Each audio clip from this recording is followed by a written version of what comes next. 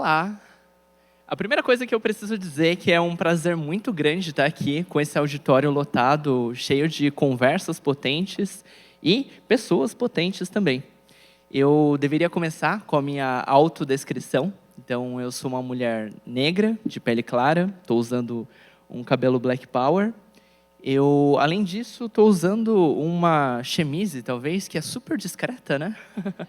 Eu pensei, nossa, como que eu posso passar desapercebida hoje? E eu estou usando um tênis também, um pouco discreto, verde, com alguns detalhes marrom e rosa.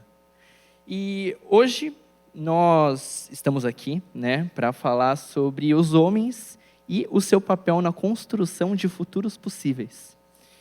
Eu me peguei refletindo sobre esse dado que a nossa mestre de cerimônias levantou logo no início da nossa conversa, sobre o número de homens, aliás, de meninos, né, que não têm uma referência positiva de masculinidade. De acordo com esse estudo do Instituto Papo de Homem, 6 em cada 10 meninos afirmam não ter essa referência positiva. Isso me pegou muito, porque, assim, além de negra, eu sou uma mulher trans. Isso significa que quando eu nasci, eu tive um gênero designado a mim, mas ao longo da minha vida eu passei a me entender como parte de outro gênero. Ou seja, quando eu nasci, disseram que eu era um menino e eu basicamente tive uma socialização masculina.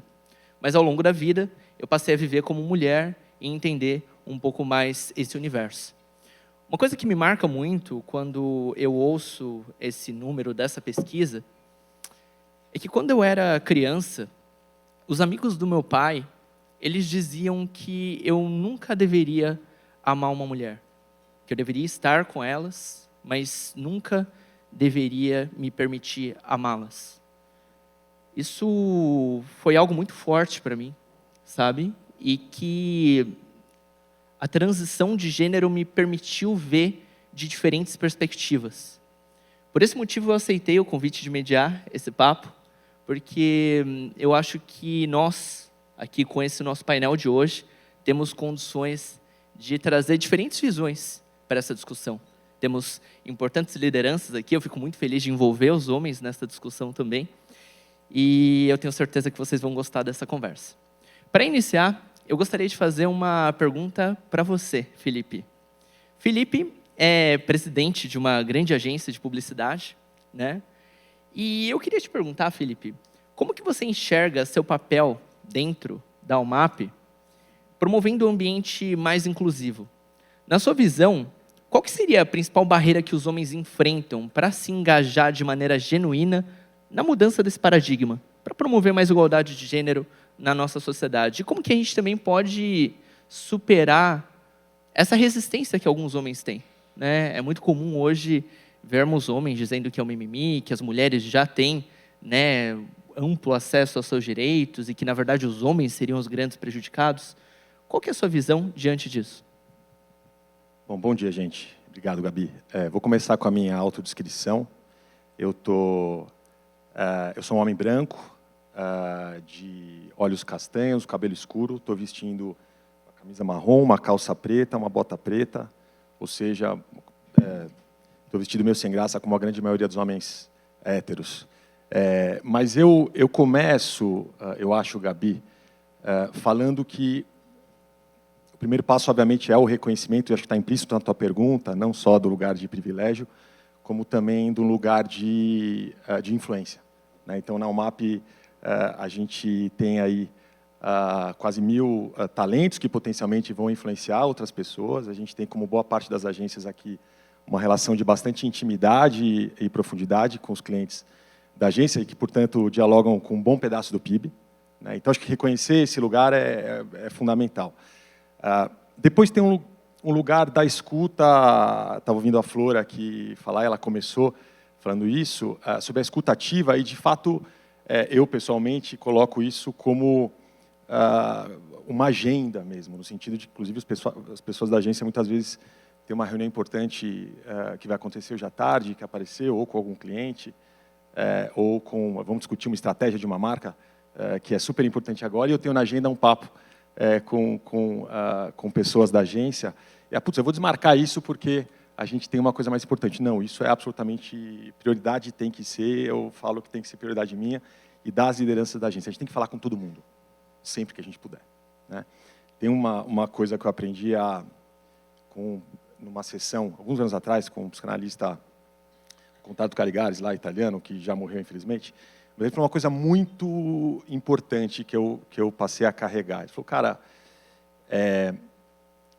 pessoas virtuosas têm a obrigação moral de criar e de perpetuar organizações virtuosas, porque essas pessoas vão falhar na virtude. E aí a própria organização, a própria instituição vai poder corrigir essa falha, né? E aí a gente coloca uma dimensão, Gabi, de que o debate, a gente está falando, são conversas difíceis aqui no painel anterior, o debate, ele não pode ser um debate só de uma diretoria, de um board, de uma liderança, de um CEO, né? Ele tem que ser aberto para todo mundo. Então, enfrentar esses debates, enfrentar como homem que personifica muitas vezes a figura do opressor. Quando eu fui convidado aqui para o Mantotti, de estar numa mesa com os meus colegas aqui, com a Gabi, debatendo esse tema, não é muitas vezes um lugar confortável. Então, a gente tem que estar aberto para isso, né?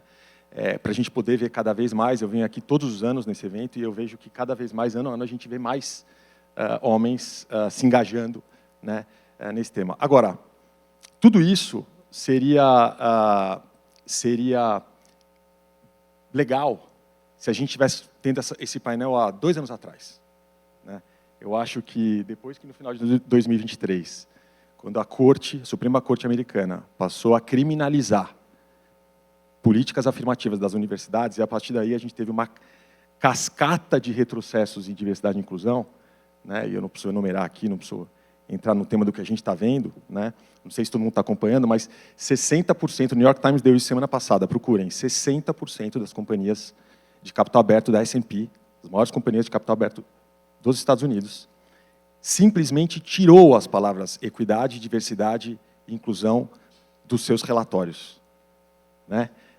Apagou com uma borracha, né? Então, eu acho que, já que o painel é em 2025, eu acho que não é só suficiente o que foi dito até agora. Eu acho que a gente tem que ser mais vocal, a gente tem que retomar o poder da narrativa. Eu posso falar, e eu posso falar publicamente isso, eu tenho sócios americanos, então isso é um problema dos Estados Unidos, mas eu pedi uma conversa com eles e falei, cara, esse problema é de vocês, né?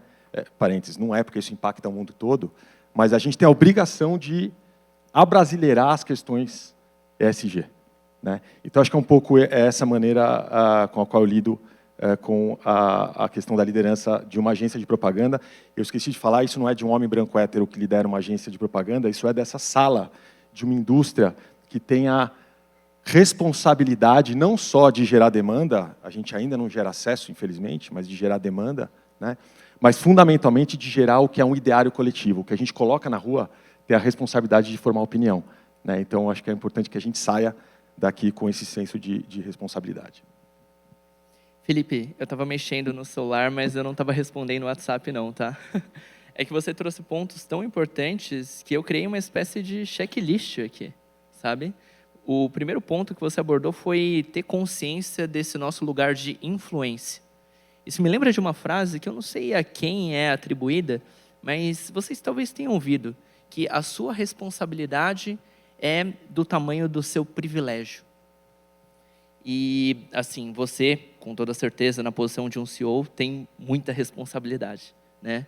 Mas todo mundo aqui tem também, a depender do seu papel, do seu lugar, mesmo um estagiário, uma estagiária, uma diretora, um diretor, ou mesmo sem o crachá da empresa, né? Você, homem que está conosco hoje, você também tem uma responsabilidade em entender a sua influência no seu círculo de amigos, no seu círculo familiar. Se posicionar é um primeiro passo para se colocar como um aliado da diversidade. Porque quando você se posiciona, existe um efeito multiplicador aí.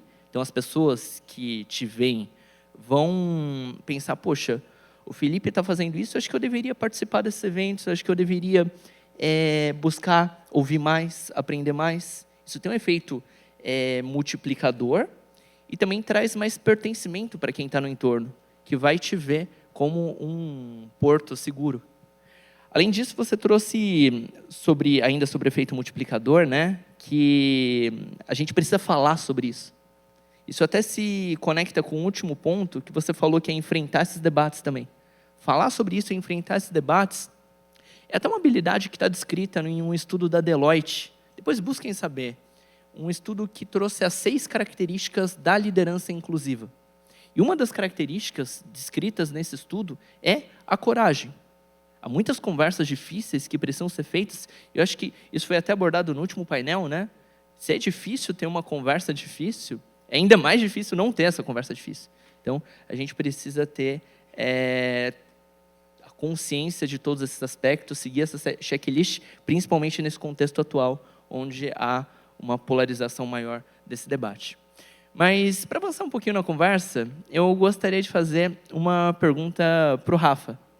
Rafa, como um homem gay e negro no mercado de comunicação, você tem uma perspectiva bem particular, né, sobre a questão da masculinidade e da liderança. E, considerando isso, como que você enxerga a relação entre essa masculinidade e os desafios que os grupos minorizados enfrentam dentro das organizações? Bom dia a todas e todos. Começar pela minha autodescrição também. Eu sou o Rafa, sou um homem negro de pele clara, tenho cabelos pretos, cacheados, quase um black, quem sabe um dia fica do tamanho da Gabi. E tô todo é um trabalho, viu? Dá, né? E tô aqui todo de marrom, que é a minha cor preferida. Gabi, eu acho que falar dessa... Nossa, mas você deveria falar da sua bota também. E tô com uma bota que... Achei babado? Obrigado, eu gosto muito dela, Gabi. Vim especialmente para esse encontro hoje. Falando sobre essa masculinidade, eu acho que é isso, né? Eu sinto que o fato de eu ser atravessado pelo fato de eu ser uma pessoa negra, de eu ser um homem gay, eu acho que essa masculinidade é quase como se eu tivesse que, por muito tempo, refletir como que duas forças opostas, como que eu tivesse que articular duas forças opostas. No sentido de que essa masculinidade também ela é construída muitas vezes pelo olhar do outro, né? Então, é quase como se, por um lado, por ser uma liderança gay nesse ambiente, eu lembro que por muito tempo teve essa preocupação de como eu ia me comportar, como que eu poderia ser mais assertivo naquilo que eu falaria, como que eu criaria as alianças mais corretas, para no final não ser hostilizado e não ser conhecido como o viadinho do planejamento, porque eu trabalhei com planejamento por muito tempo, né? Então, acho que essas questões mais estruturais da infância e tudo mais, elas voltam nesse momento. E, por outro lado, a questão da negritude é quase como se essa expectativa ela fosse o contrário, né? Porque a gente sabe que na sociedade que a gente vive, que passou por um período de escravatura, mais de 3 séculos de escravidão, e cujas chagas e cicatrizes são encontradas e vividas até hoje, existe não só a objetificação, mas também um certo temperamento dos homens negros, né? A mestre de cerimônias aqui, ela trouxe um dado falando que os meninos mais brancos sentem mais essa presença do pai. Quando a gente fala de homens negros, essa figura muitas vezes é ausente. Eu tive a sorte e o privilégio de ter um pai participante. Inclusive, eu vi uma trend, parênteses, né? Eu vi uma trend no TikTok esses dias que eram 4 homens negros e eles estavam fazendo uma trend que é coisas que te fazem menos negão. E aí um deles falou assim, eu tive pai presente. Então, acho que é isso que a gente está falando, né? E aí, voltando para a minha realidade, para mim foi encontrar como que eu poderia articular essas duas forças e encontrar a minha força nessa intersecção. Então, a partir do momento que essas coisas estavam pacificadas, eu entendi que esse olhar... E aí eu não gosto de falar sobre energia masculina e energia feminina, que eu acho que isso é muito determinista. Talvez a gente pudesse colocar como uma energia de Marte, uma energia de Vênus, no sentido de ter uma energia mais agressiva, de certa forma, uma energia mais acolhedora. Eu aprendi a articular essas duas coisas a partir desse meu entendimento, dessa minha intersecção.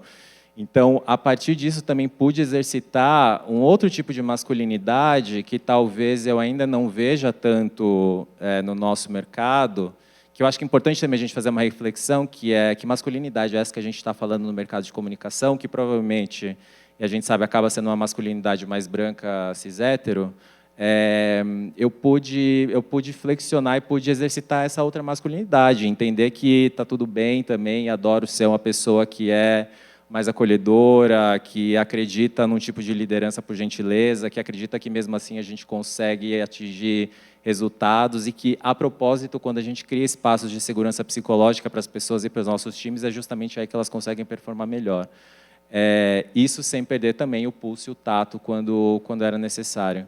Então, acho que ter esses recortes foram fundamentais para fazer essa reflexão sobre que masculinidade é essa que eu queria perseguir e também ter um olhar mais atento para os lugares onde eu passava, porque a partir do momento que eu sinto na pele que eu sou exceção, eu começo a olhar também para os outros grupos minorizados. Isso invariavelmente passa pelas mulheres, e aí não só pelas mulheres, aí a gente está falando das mulheres negras, não só das mulheres negras, a gente também está falando das mulheres trans, onde estão essas pessoas, sobretudo nos cargos de liderança.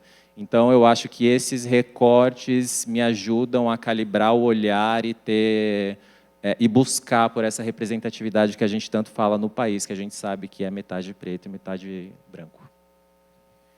Nossa, eu estou refletindo sobre vários aspectos aqui do que você disse, mas talvez o principal deles esteja relacionado com quão limitantes são esses estereótipos de gênero.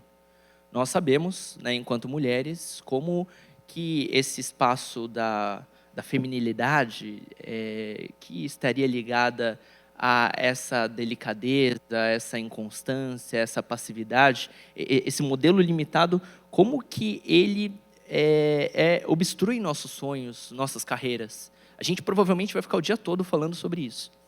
Mas, para além de falar sobre o quão limitante é esse estereótipo para nós, mulheres, a gente também precisa ressaltar como isso é para os homens. Isso também afeta negativamente os homens. Quando a gente fala desse estereótipo do homem, que ele não se emociona, né? O homem, ele é forte, não é vulnerável, assim, isso leva a números que também são assustadores. Eu estou com um estudo aqui do Ministério da Saúde, que foi publicado em 2021, que mostra que entre as pessoas que tiram as suas próprias vidas, os homens, eles fazem isso com uma frequência 3,8% vezes maior. Se a gente olha para o número de acidentes fatais de trânsito aqui no Brasil, de acordo com um estudo da seguradora líder DPVAT de 2022, os homens representam 75% dessas vítimas. Então, esses estereótipos de força, coragem, eles afetam os homens de uma maneira, assim, a gente pode falar literalmente que os homens estão perdendo a vida por isso. Se os homens não podem chorar, se os homens precisam sempre ser corajosos, fortes, isso a gente também precisa lembrar no meio dessa conversa. Mas agora, se a gente for seguir mais adiante, eu queria fazer uma pergunta para o Pedro, né? E nessa pergunta, eu queria abordar o seguinte, Pedro.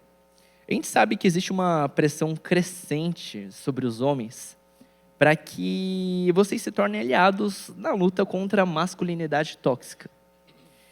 Mas, infelizmente, muitos homens ainda se sentem perdidos e preocupados nesse contexto. Ficam com medo de não fazer o certo, né? E, considerando tudo isso, como que a gente pode ajudar esses homens a se posicionar de uma forma autêntica e comprometida, sem cair na armadilha do performático? Bom dia, né, gente? Prazer estar aqui. Obrigado pelo convite, meio mensagem. Me audiodescrevendo, eu sou um homem branco, estou vestido todo de preto, com tênis cinza. Minha bota, né, queria ter esse senso estético que o Rafa tem. Eu tenho cabelo descolorido, isso aqui é resquício de carnaval ainda. Tenho uma barba preta e é isso, né? Bom, Gabriela, acho que essa pergunta é bem pertinente, porque o trabalho que a gente faz com o MEMO em organizações, quando a gente vai falar com os homens, muitos deles, acho que a maioria, se duvidar, inclusive lideranças, dizem que sentem medo de ser mal interpretado, né? Nessa de errar, e aí tipo assim, putz, eu vou falar uma coisa, e como é que o outro já vai me cancelar, posso ser demitido. Então, acho que tem, de fato, isso, e eu acho que isso é genuíno, assim. Por outro lado, eu acho que isso também é a desculpa perfeita, sabe assim? porque nessa você acaba se eximindo de qualquer responsabilidade, assim, você acaba se omitindo muitas vezes do debate por conta dessa crença que você tem na cabeça de que você precisa saber de tudo para conseguir se colocar nas questões, né? E eu acho que isso é bem diferente, assim, saber das coisas e se importar com as coisas, sabe? E quem me falou isso, né, não fui eu que pensei isso, foi o Ariel Nobre, que acho que alguns de vocês aqui já devem conhecer, porque ele é parte do Observatório da Diversidade da Propaganda, um amigo querido, e ele me falou isso, assim, cara, pessoa não binária, homem trans, bissexual, vai dando um nó, e eu acho que isso está tudo bem, dar nó, sabe? Eu acho que esse letramento, esse entendimento desses novos termos é super importante, não estou falando que isso é desimportante, não. Mas acho que antes disso, você tem que entender qual é o seu compromisso com isso, né? Justamente para não ficar só nesse lugar performático, sabe? Porque senão você acaba só querendo pagar de gatão, sabe assim? E falando no meio da reunião do board, não, porque o interrupting, realmente... e, na verdade, você está performando, né? Eu acho que essa mudança estética, ela é importante. As pessoas precisam mudar seus comportamentos. Nós, homens, precisamos mudar nossos comportamentos, né? Mas eu acho que não é sobre isso, puramente, né? Eu acho que essa mudança comportamental tem que estar atrelada a uma compreensão do porquê que a gente está fazendo isso, sabe? Então, eu acho que quando você começa a entender essa questão de se importar com as questões e não ficar sabendo das coisas para saber se colocar na reunião, você começa a sair de si, você começa a ficar menos numa neurose narcísica desse medo de errar, esse medo de ser mal interpretado, e começa a se mobilizar, mesmo sem saber das coisas, porque você está mais comprometido, mais compromissado com a transformação social, sabe? Então, esses caras que estão muito medrosos, eu acho que isso é o ego deles falando que eles têm que estar sempre mandando muito bem, acertando em todas as pontas e pouco implicado, de fato, nessa transformação que a gente busca, sabe? Então, acho que, para nós homens, né, é isso, não tem que buscar ser o Rodrigo Hilbert da UMAP, sabe assim? Não é o Lázaro Ramos, sabe? Acho que não é essa onda, né? Eu acho que o que a gente propõe é da gente estar comprometido com essa transformação. Então, sai dessa egotrip de, né, ser o cara maneiro e entra numa de, pô, se eu estou com a caneta na mão, vou fazer mudanças estruturais, sabe? Vou botar licença paternidade, eu estava trocando essa ideia com o Rafa, né? Vou botar licença paternidade tão grande quanto. Vou me aproximar das práticas de cuidado, sabe? Menos preocupado com essa coisa meio expressões do momento, assim, sabe? Então, acho que é isso, por enquanto, acho que é isso.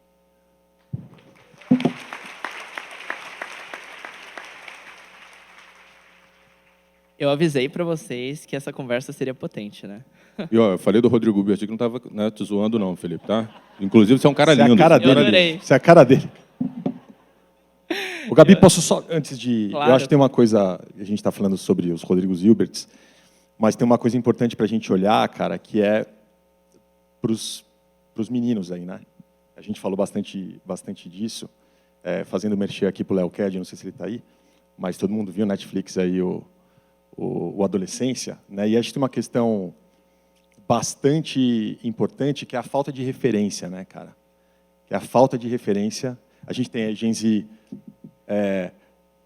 claramente as meninas mais com viés mais progressista e os meninos com viés mais conservador, né? Mas eu acho que tem os meninos estão perdidos de fato, porque eles já se deslocaram socialmente, eles entenderam que a sociedade está em outro lugar, mas ele olha o pai, o tio, a galera em torno dele, que potencialmente poderia ser um exemplo, ele não consegue ver. Ele não consegue ver. Então, eu acho que, corroborando com a tua tese aí, se a gente pudesse efetivamente mais exemplos aí para esses meninos, eu acho que é importante demais, porque a gente vai ver logo pela frente. Não, sem dúvida. A gente precisa pensar em que educação é essa que a gente oferece para as nossas crianças, né? Como que a gente pode mostrar para essa nova geração que a diversidade não é algo a ser reprimido, mas sim algo a ser celebrado, a ser valorizado. A gente precisa reconhecer essas diferenças e impulsionar elas. Mas olha, eu não posso deixar de dizer, né, que, assim, eu estou fazendo várias anotações aqui no meu celular, definitivamente eu não estou conversando no WhatsApp. A última frase que eu peguei aqui foi com essa frase potente de que você não precisa saber de tudo para se posicionar. Que existe uma diferença entre saber das coisas e se importar com as coisas. Eu até peço licença a você, Pedro, eu quero gravar um reel sobre isso, hein? Vou fazer um conteúdo. Fala com o Ariel, fala com o Ariel. Posso botar o crédito? Do Ariel seu? Nobre. Do Ariel. Nobre. Tá. Falar que eu estava num papo com você e que você citou o Ariel. Sério. Estou, assim, muito feliz de estar nessa conversa. Mas, de outro lado, tudo que é bom dura pouco, né? Infelizmente, nós temos 4 minutos ali, de acordo com o nosso cronômetro oficial. Então, nós temos espaço para talvez mais uma pergunta. Eu queria aproveitar, talvez, nessa última rodada de respostas, talvez cada um de vocês consiga trazer uma pequena contribuição. Eu queria contar com essa experiência aqui, que juntas, olhando para todas essas trajetórias, né, devem somar o quê? Uns 40 anos, 50 anos de mercado? Eu não sei. Cada um de vocês tem 10, 20 anos de experiência enquanto lideranças. E nesse sentido, eu queria saber quais são as maiores lições que vocês aprenderam no sentido de se posicionar enquanto pessoas aliadas, assim. Pensando talvez num checklist que a gente poderia deixar para os homens, talvez reflexões finais para a gente ficar com um gostinho de quero mais aqui nessa nossa mesa. Posso começar. Eu acho que a principal lição que eu sinto é que nessa correria e nessas dinâmicas muito aceleradas que a gente tem vivido, a gente se desumaniza com uma facilidade muito grande. Então, talvez uma das maiores lições, que é uma coisa muito simples, né, e constitutiva do que é o ser humano, que é como esse olhar humanizante, esse olhar atento humanizante no dia a dia faz com que a gente olhe para tudo isso que a gente está falando. Porque eu também sinto que a gente está muito viciado em futuro, muito viciado em inteligência artificial, que óbvio, é importante, já é realidade e tudo mais, muito viciado em falar do futuro do trabalho, mas tem questões tão prementes que dizem sobre o presente, que eu adoro falar sobre isso, adoro falar sobre o presente do trabalho. Que questões são essas que a gente precisa corrigir hoje, que merecem a nossa atenção, porque senão não vai ter futuro. E acho que essa é uma das questões, né? Quando a gente fala de diversidade e inclusão, que ela é quase, eu sinto que ela deu lugar ao discurso mais tecnocrático da inteligência artificial. Então, acho que isso é uma coisa. A outra coisa também, eu acho que enquanto indústria a gente se contenta com pouco, que é um pouco isso que o Pedro falou. A impressão era quase como se a disputa e o aprendizado fosse nesse campo semântico. Ah, mas eu falo preto ou eu falo negro?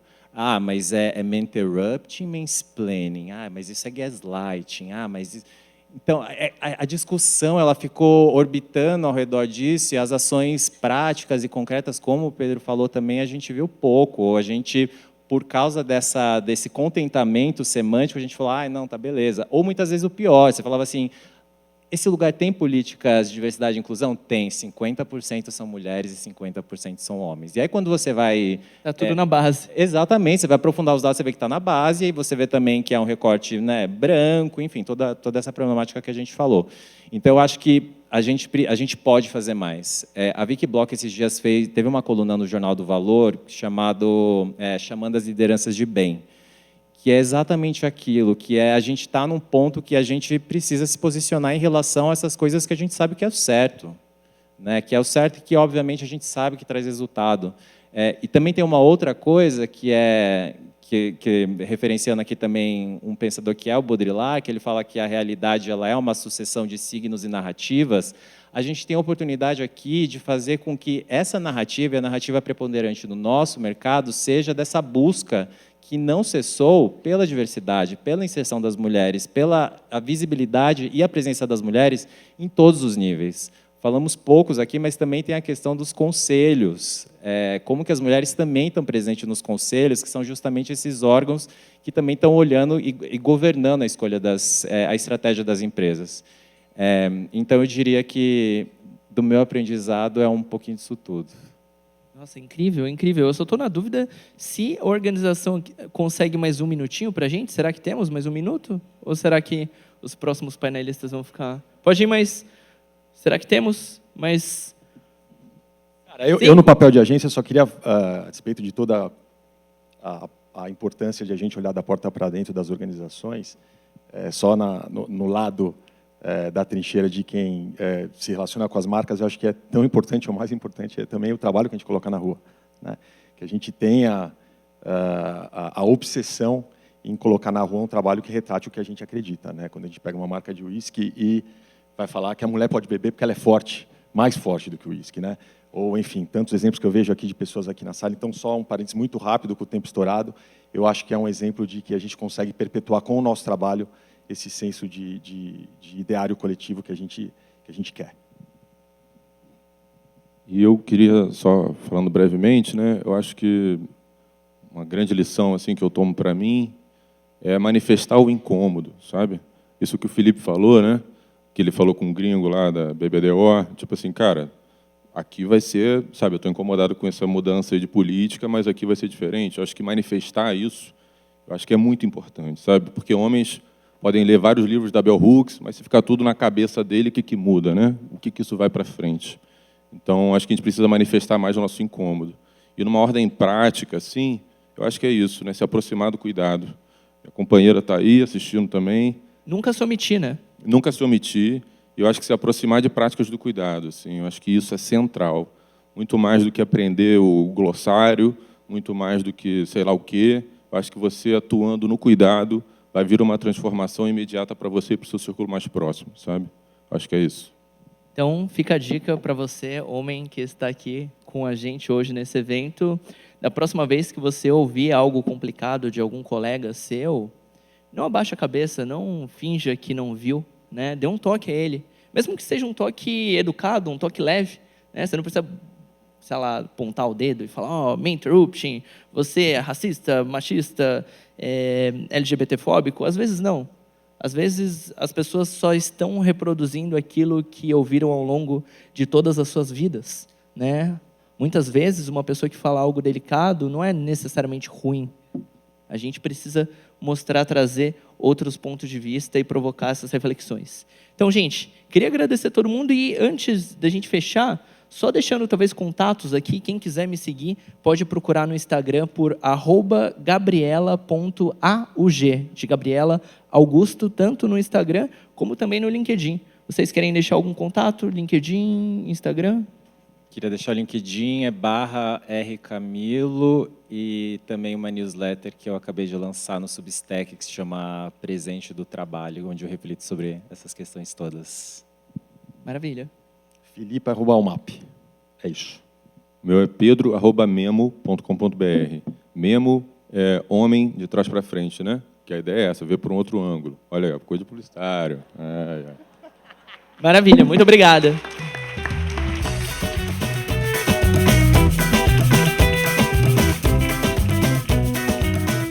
Gente, muito obrigada.